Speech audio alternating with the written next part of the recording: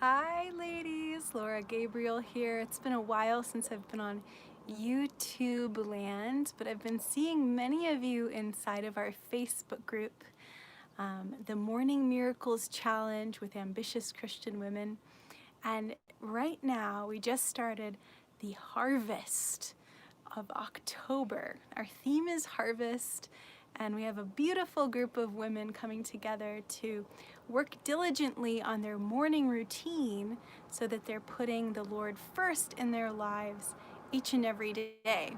And of course, there's a harvest to reap from all of that diligence and discipline that they're building in their lives. So I'm so proud of these ladies, and I hope you'll join us if you ever decide that you would like some extra help, a little bit of accountability for your morning routine. If you're going to read the word in the morning, if you're going to do some things like exercise. I wink because I know it's a struggle for many of us. So before I get into the talking about harvest and what we've been doing in the group, I wanted to check in on you because it's been a while, and this pandemic has been going on longer than I think any of us could have anticipated. And I know that many of us are becoming kind of lonely. I'd love to know in the comments if any of you are able to even go to church right now. And if you do, I'm sure you're wearing masks and things and keeping safe. My family occasionally goes in, but for the most part we're watching virtually. And I sure do miss the regular, relaxed interaction that I used to have with people at church and meeting new people. It's been hard to meet new people right now during the pandemic, but I'm more grateful than ever for our little community. So thank you for being a part. And I just want to remind you of a couple things that might help you to feel less lonely during these isolating times. And beyond prayer and probably the things you normally hear, journaling, writing things down, and maybe even sending a handwritten letter can be very powerful. And studies have shown that it reduces your stress when you write. So occasionally I'll turn my prayers into journal entries, and that helps me in a number of ways. Do you ever do that? I'm curious how many of you already journal. Maybe you used to, and my reminder will help you pick up the pen yet again and get back to journaling. Another thing, get outside. It's beautiful right now here in Nevada. I can see the leaves are changing, and there are safe ways for you to get outside and enjoy. If you have a dog, taking the dog for a walk, going to a park, taking a stroll. Highly recommended activity, good for the body and really good for the spirit. Really good. Is that something you're already doing? If not, give it a try. Wear a nice hat. Do it for me. Another thing, make time for virtual hangouts. That's something I want to start doing again in Ambitious Christian Women. I'd love to do another Bible study or maybe just a fun book, a book club or something with you. One of the books that I've been wanting to get into is about friendship and building new friendships. So in this time of isolation, maybe it's a good time to be studying up so that when we get back into community again, we're going to have all the skills we need to make strong connections and keep friends for the long haul. You know, people are reached for the Lord through relationship. So it's actually a really good thing to know just for the sake of discipling and winning souls to Christ. So anything about forming friendships, I'm always interested in. And then my last tip is to give back. If you are really always focused on your own struggles and you're home alone, just thinking about your own life and trying to make your little bubble better and better, it just hurts. It doesn't work. God created us to be in community, and He reminds us over and over again to live an unselfish life. If we're not serving, then we're not fulfilling our callings. And Christ came not to be served, but to serve. So we should do likewise. And I know it's tough in the pandemic to figure out, how can I serve? I'm not even allowed to go anywhere. If you're not sure how to serve, reach out to me. I might have a job for you. There's a lot of things you can be doing for ministries and churches that are digital. And I assure you that you may not be reached. That's my recommendation to you. All right. I hope those were helpful. And if you have any tips, please leave them in the bottom.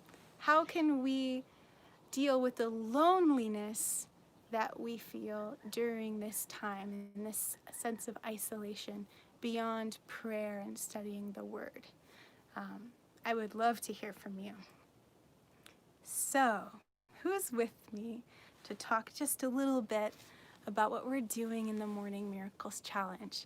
I have an amazing group of leaders and a nice, rounded out several teams that are ready to take on this 10-day challenge this month. And the theme is harvest. So it seems very timely. I wonder if the trees are turning in your region, if you're noticing signs of harvest. I'm wondering, the question that we had for the beginning was, what is something happening in your life right now that's bringing fresh motivation to do your best with this 10-day morning routine challenge? There's something new every month, isn't there? Not necessarily good things, but we can take the negative things and use them to fuel us and propel us to get closer to God. So I'd love to hear, whether bad or good, what's going on in your life this month that's making you feel compelled to change your morning routine and follow the Lord. Okay, and then this theme of harvest. We were asking our teams on day 2 what they're sowing in their life right now. And do you have a vision for what you'd like to harvest in your life? Or is there anything that you're harvesting right now? And Mary Mulligan Stipp is one of our leaders, and she pulled this beautiful scripture, Psalm 65, verses 9 through 10, and this comes from the New Living Translation of the Bible. And it says, "You take care of the earth and water it, making it rich and fertile. The river of God has plenty of water. It provides a bountiful harvest of grain, for you have ordered it so.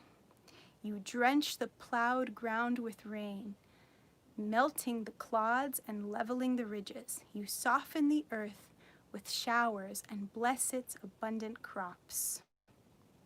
So, there's another scripture she pulled. Did you like that? Isn't it nice to think of God just doing all that work? It's gorgeous. Psalm 65, oh, it's the same one, never mind. She just adds another couple of verses here. "The grasslands of the wilderness become a lush pasture, and the hillsides blossom with joy. The meadows are clothed with flocks of sheep, and the valleys are carpeted with grain. They all shout and sing for joy." Mary says, we all go through seasons of preparing the ground, sowing seed, then waiting. A lot is changing in the world today. Yes, Mary, it is. But we must stay faithful to see the harvest. After this year that we've all had, we are craving an abundant harvest. I am. Are you? I am. After you have prepared your ground, planted your seed, and waited diligently for your reward, Allow God to work in your season of harvest and accept the joy that He has prepared for you. It's a lovely idea, a great sentiment. Thank you so much, Mary. And it's so encouraging to get that reminder to hang on, be diligent, be watchful for what God is going to do. Your time of isolation and loneliness will not yield barren ground. I know that you've been seeking the Lord in your time alone, and you've been thinking of ways to be a blessing to your neighbors in this time. And I know the Lord is going to reward that. And we may not see all our rewards on this side of heaven, but certainly they are on the way. So keep up that positive attitude. Oh, thank you, Angel. Hi. Okay. And finally, I was reading in Matthew, and I think starts at verse 15, but it calls God the Lord of the harvest. And He's asking us to pray for workers, because the crop is ready to be harvested, but the laborers are few. And it's really God's heart that we would be praying for people's souls in this time. Have you noticed that many people are falling away from the faith? I think it's because they didn't have the deep roots yet. And the people that we love so much that we want to be saved, there's still hope for them. Time may be short, but this is the time to shine, and I really hope you will.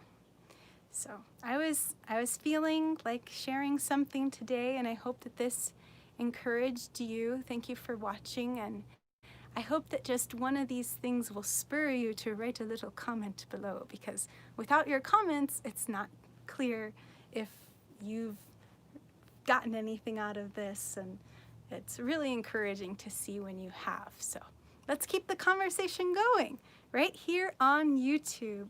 I love, love, love your comments, so send them in. And if you haven't yet, subscribe and join our Facebook group, Ambitious Christian Women with Laura Gabriel. All right, I'll see you later. Thanks for watching. Bye.